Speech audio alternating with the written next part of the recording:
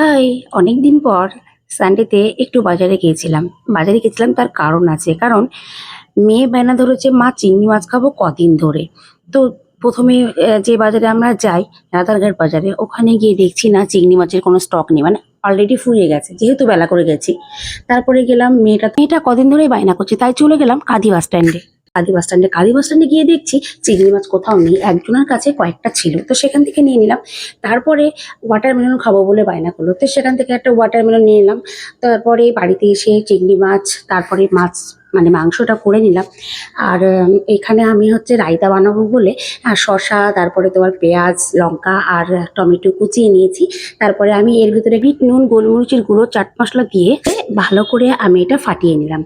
তারপরে আমার রায়তা হয়ে গেল। আর এইদিকেও আমি স্যালাড করেও নিয়েছি। আর বাজার থেকে এনেছিলাম তেঁতুল। তো তেঁতুলটা ভিজিয়ে রেখে ভালো করে গোলা, এরকম গোলা খেতে কে কে ভালোবাসো বলো তো?